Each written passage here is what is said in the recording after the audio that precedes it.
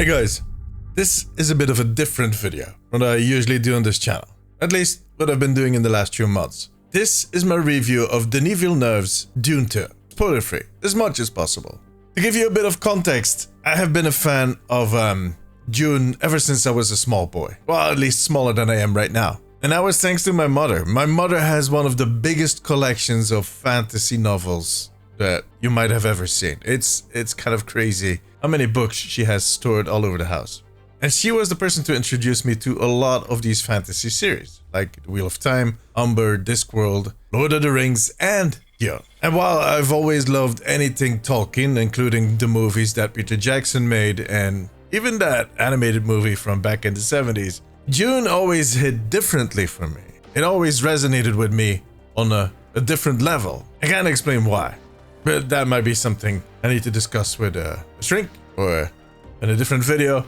I own all of the books, the David Lynch movie, the television series that was on Sci-Fi, and I got the first Villeneuve movie, Dune 1, on Blu-ray. 4K, Ultra HD, Collector's Edition, Limited Edition, sorry. The discs are actually kind of stored in one of those pin boxes.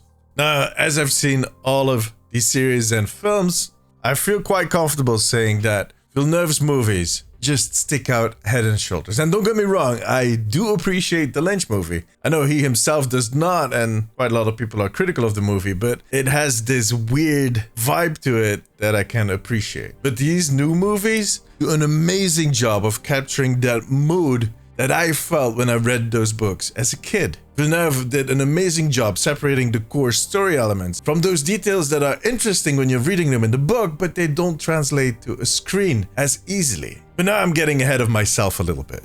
I did a review on the first movie back when it came out. I'll link it below if you want to see the complete review. But if you don't want to check that video, let me summarize what I said. For me as a Dune fan, that movie was magical. I came out completely flabbergasted, happy, excited for the possible future of that series. For the people that are less fanatical about Dune, like my girlfriend is, it was a good movie, beautiful to watch, but it was a little slow. And that is for understandable reasons. It kind of set the stage. In the second movie, the stage is set. And look, I knew this was going to be the case, but still, this movie is even better than the first one was.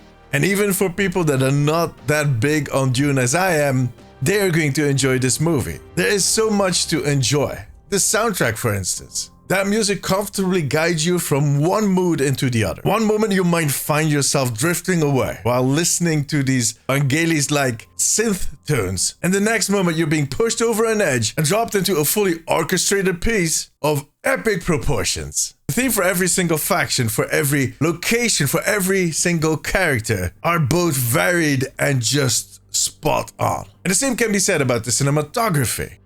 I had to do that take 3 times. Cinematography.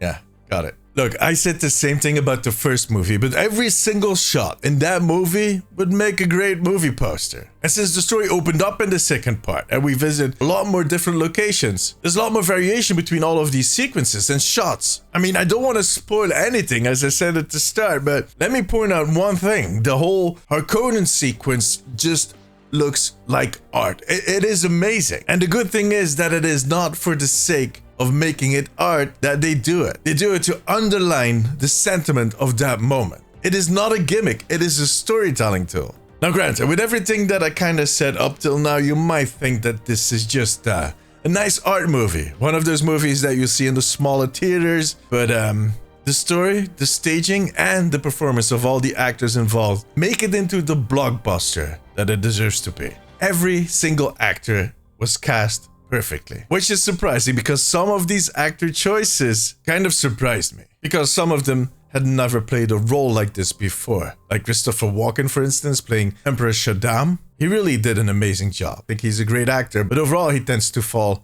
on those same types of parts. But in this performance, he managed to make me forget all of the roles that he had played. And he gave Shaddam both an aura of power and that fragileness that comes with his age and his experiences, with everything that happened to him and the position that he's in. And that can be said of any of these characters. All of them are being played with a razor's edge understanding of what drives that character. But they all add a particular nuance and depth that isn't necessarily outspoken. I don't want to go Shrek on all of this, but they have layers. In between their lines, you can read their thoughts, things that keep them up at night specifically. And while these will not be openly discussed or mentioned, well, in most parts, their actions and the way that they behave kind of give us an insight in what is going on behind the curtains, the personal curtains, and just in general. And sometimes it's done very subtle, while other times it's extremely obvious. But it works. And above all, it helps to keep the plot moving at a solid tempo without skipping the essential and important beats. That movie is 3 hours long, and there is never a moment where the flow stalls. And that is because Denis Villeneuve, as I said before, did an amazing job separating the story elements from the context. And yeah, some elements from the books are missing in the movies. But that is because they didn't really add something important to the story that they're telling. The timeline is slightly different than it is in the books. And again, it is to keep a focus on what is important. There is no room for distraction, and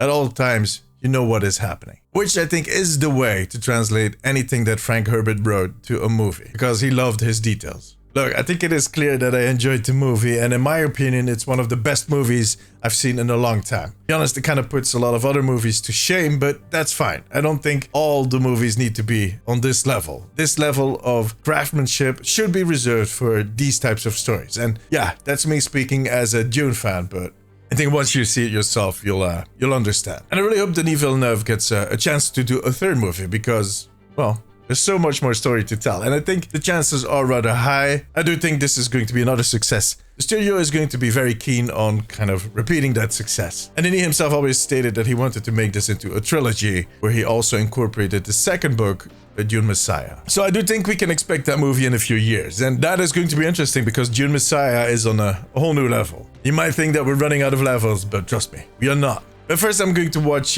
Dune 2 a few more times. And maybe I'll watch Dune 1 first and then go watch Dune 2. Sounds like a plan.